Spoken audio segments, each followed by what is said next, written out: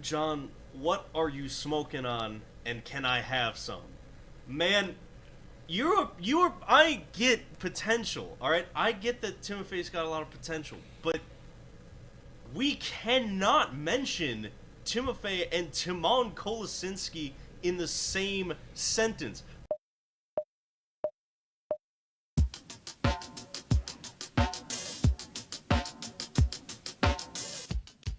Hello, everyone, and welcome to Plus 3, the largest and girthiest podcast on YouTube. I'm Matt Rosman, joined by Manu Singhal and John Epley. Gentlemen, how are you doing? Welcome to 2025. Yeah, wow, that's awesome. Largest and girthiest, man. Speak for yourself. I mean, I'm out here literally noodle arms, noodle legs. So. Well, thanks for the compliment. Hey, bro, hey, you got set up. John, what do you think, John? Are we large? Are we that large and bulky here at Plus 3? Not on camera, but there's a lot going on off camera, and who knows? Whoa. Hey, listen, we're Plus 3's PG-13 now. We're up in the ratings. That's what we get for 2025. That's what you get for 2025. You get Plus 3 PG-13. Hey, before we really get into things here, I do want to make a shout out, a little promo. All of you watching, if you want to see us do our stupid show live, tune in to Speed Cubing TV on January 5th at, I think, 1 p.m. It's 1 to 3. 1 to 3, 1:30 to 3:30. We'll be on for a couple hours live from John's house, wherever we're setting up, maybe the basement. But we're gonna do a live stream. It's gonna be super fun. We're gonna have guests. It's gonna be great. Are you guys excited to do a live show? Yeah, that'll be pretty fun. I mean, Rosman, I met you live, I think 2 weeks ago at this point, so I guess the novelty there is a little bit gone, but I think it'll be good to get all the boys in one area, one set. And yeah, I mean, if you guys thought we were dumb on this during these recordings, you are not prepared for how stupid we're gonna be live. We are just content generators at this point. To kind of move on to ordinary business, we had something happen that I think, Manu, you just brought up today, because I didn't even hear about this until you brought it up. We have a new world record kind of continuing. We have a new world record in Megaminx. That would be Leandro Martin Lopez has the new Megaminx world record average of 2660. But I also want to note that Timofey Tarasenko has now also moved in to the world record 2 spot. He got the EU record with a 2691. And I think what's big to note here with both of these solves is that we're kind of, we always talk about on this show, and a lot of other people talk about, when you get into cubing races, it's typically for a world record, I mean, it's it's Max versus Timon. Or in 3x3, it's Yihang versus Xuanyi. But really, we're looking at a space where, obviously Timofey's goated. Timofey's on the way up. But I just want to get your guys' initial thoughts. Manu, looking at these guys solve, it's kind of a tale of, two very different solvers. Yeah, no, that's absolutely right. And, for a lot of people, actually, probably in the States, don't know about either of these guys, even though, Leandro has had, the world record for quite some time now. And Timofey is just a superstar, man. These guys, on Megaminx, obviously it's going to be both of their main events here, are just very, very different in terms of how they solve. When I'm asking top solvers, okay, well, who should I learn from to solve? They always mention the classics, Nicholas Nyang and LML, because they're really efficient and they don't necessarily turn at the fastest speed. Actually, LML does turn pretty fast, but they are just absurdly efficient. They don't make a lot of worthless moves, and they don't spend a lot of time pausing, looking around for all the pieces on the Megaminx. Whereas Timofey is really, really different. He will just be turning nonstop, but he's doing a ton of moves here and there. He's rotating back and forth. A lot of people actually don't really like some of his solutions either. It's just the kid's just kind of spammy. But hey, look, if it works, it works. When Timofey got his his European record, I believe that was Saturday or Sunday. So this was before Leandro got his world record.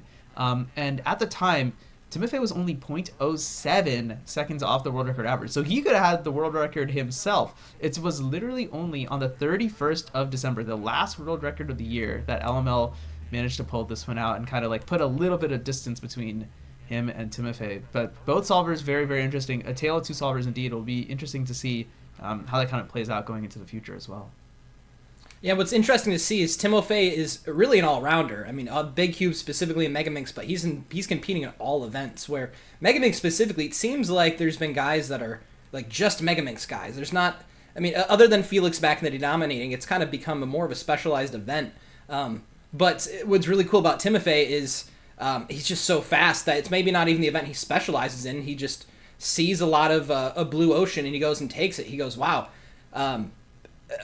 If I just turn fast, I can catch up to these guys. He doesn't need to learn maybe all the algs or the efficiencies. And so, man, once he does, how much more room is he able to grow there? So, I mean, does this maybe show that LML is at a cap? He needs to start turning faster and stay as efficient if he wants to get better, and that will come with time? Or does this show that maybe LML is about as capped out with his efficiency as he can get, and Timofey, once he figures it out, is going to start to grow leaps and bounds? So this is one I want to keep my eye on, because it'll be really interesting to see how both of their stories play out and interact with each other.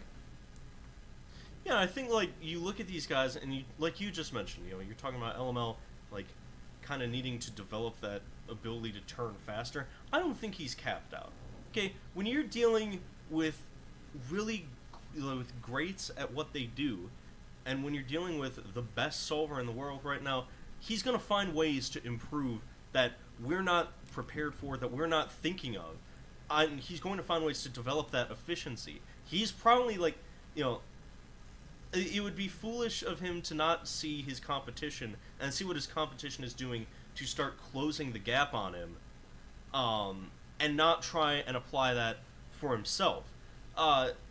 So I think that, you know, he's not capped out yet.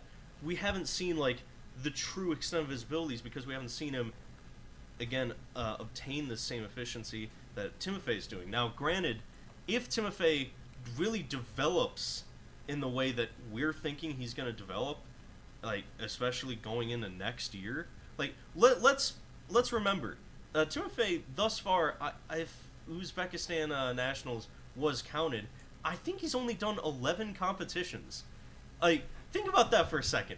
This kid has not done a crazy amount of competitions, and yet the way that he's developing is like, hold on, we gotta watch out for him. Like, so LML, I don't think he's capped, but I think he's gonna have to be careful going forward. He's gonna need to step his game up to a level that he hasn't before if he wants to maintain his hold on both the average and the single. Yeah, the one last thing I'll say is, I think Megaminx gets slept on a lot.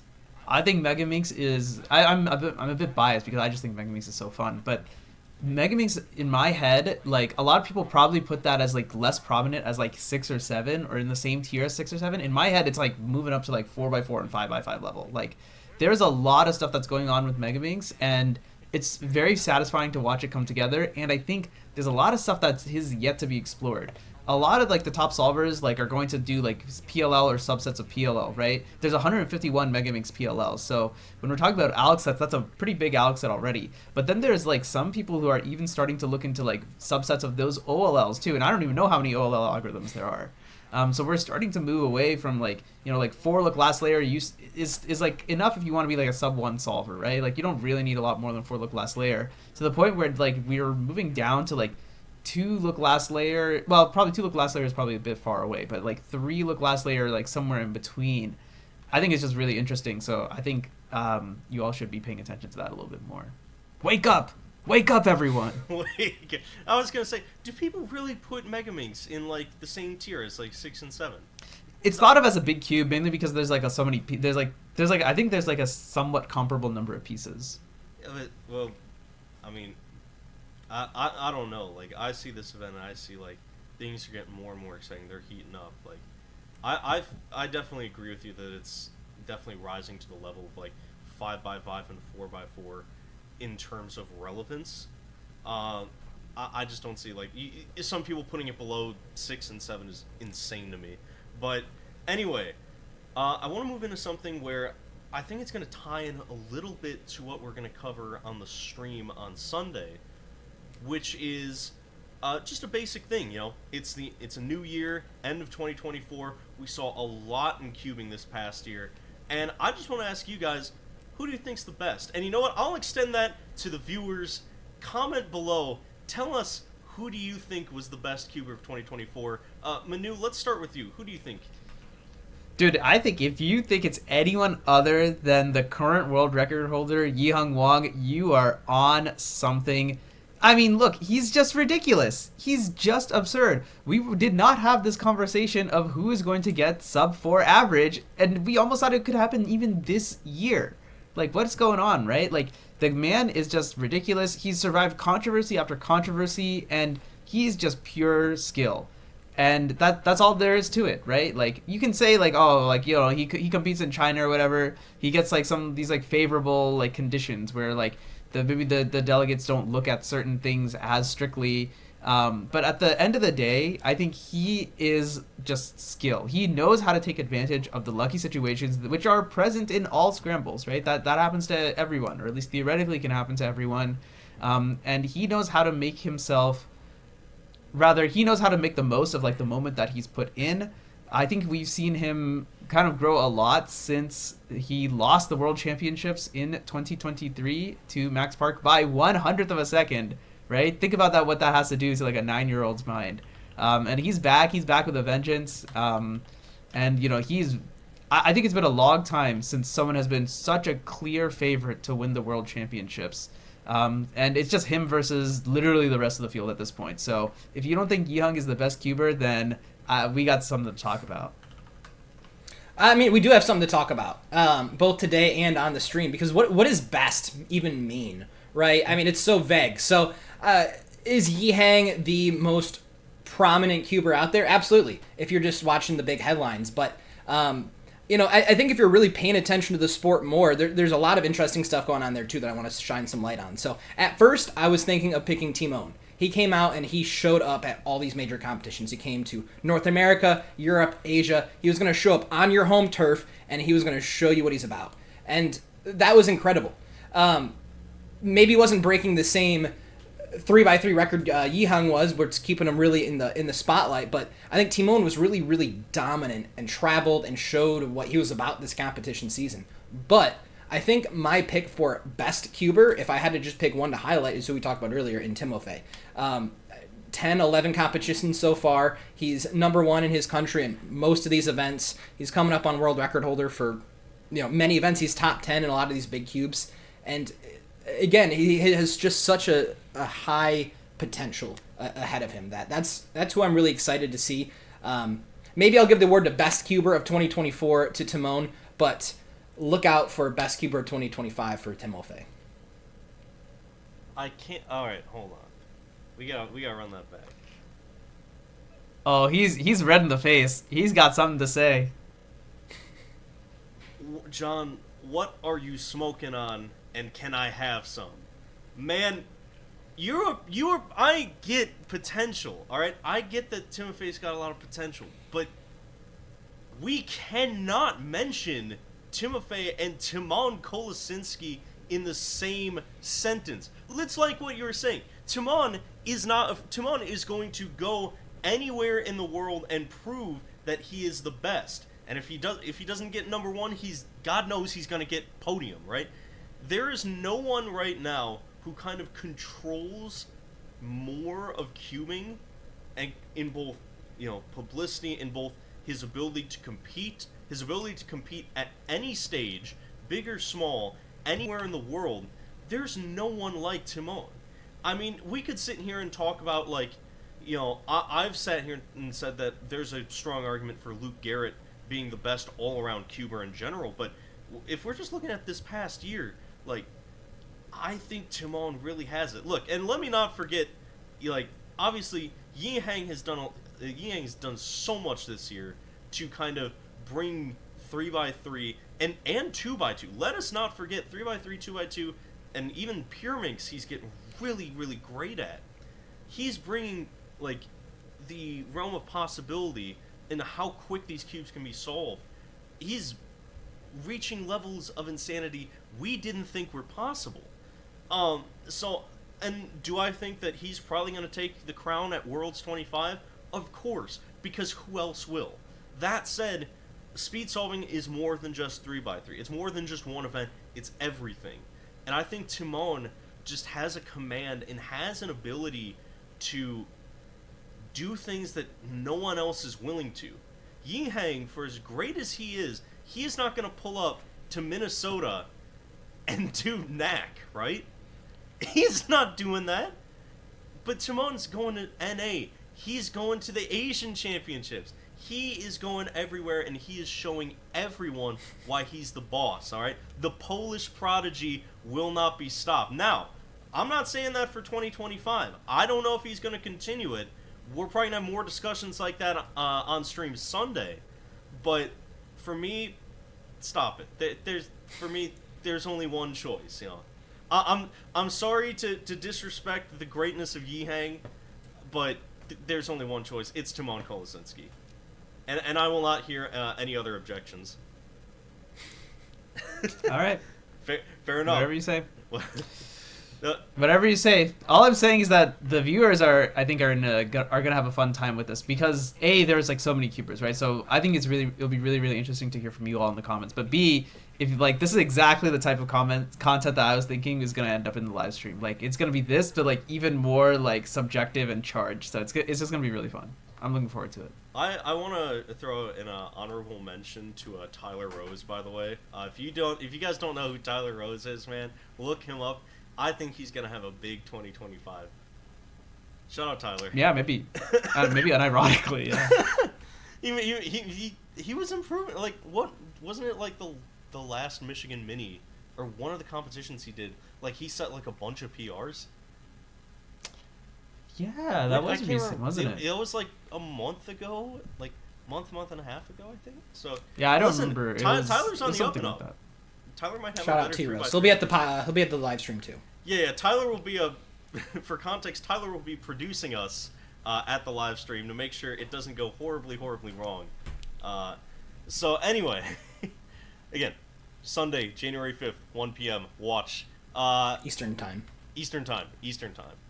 I want to get into an interesting highlight of the week because, Manu, you've done a lot of digging on this. So Luke Greiser had a phenomenal single. He had a 424 single solve, which is good for 39th in the world, 39th? Oh, that's not that great. But think about the single solve here, man. Like, it's crazy. And there's just a lot of lore. Like, this is more just a very interesting solve. And Manu, you scrambled this one. Like, so I want to just... You had the first-hand look at, like, this solve here. Tell me, like, what does this mean? And, like, what does this mean for Greiser, since we're talking about, like, recaps? What does this mean capping this year off with this solve? Yeah, I think it's just it is going to be a pretty special solve. I think he's going to look back on it both fondly and maybe a little bittersweetly. So let's go into the technicals of the solve here. This was at this competition at Ohio State. I was there, and yes, as mentioned, I was the scrambler for this specific scramble. It just happens to be what it is. I think this is like the third 4 that I've now scrambled. So you know what? Maybe I got something in the magic fingers. I don't know what to say. I assure you the scramble was correct, by the way. In any case, so on this one, like he's just looking like absolutely smooth and absolutely perfect, right? Something that he mentioned later was that this average was kind of up and down, couldn't really figure out how to get it completely going. But when he did manage to get it going, you got solves like this, something that's completely smooth and almost entirely pauseless. I think it was like literally perfect until the last 2 moves. Where he kind of locked up, kind of looked like he kind of got like stuck. He was about to execute them in the wrong order in DNF, and he ended up with 424. He was probably going to get a sub 4. I mean, that is, I think it's safe to label it as a sub 4 fail. He knows this. He like immediately after the solve, he like stands up. He's like, that is so tragic. And for all that's happened this year, I think Greiser is also one of the better cubers of this year. Like, he came out and performed really, really, really well. He wanted to win the North American Championships and ended up losing to Timon because Timon got a sub 5 average, right?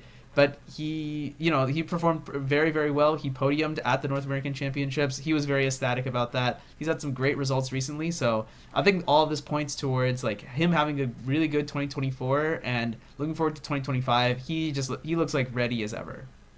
Yeah, and if you have a chance, go to Luke Greiser's YouTube channel, watch the recent video he posted, and I think it's a really interesting perspective. I don't want to get into too many details because I want you to go to his channel and watch that video. But, there's been a lot of talk about Luke. You can clearly tell that he wants to be an incredible cuber and he wants to make an impact. And I think it's pretty clear to tell that he is doing that. He is going to continue to do that, and he's found a different mindset that I think it makes me much more confident that he's going to have longevity in this sport. He's going to continue to grow, but really just continue to make an impact on the community, other solvers, and everyone around him. So I encourage you to go to look into Greiser's most recent video, but also just keep an eye on him in 2025 and beyond, because I think that we're going to see a lot from him.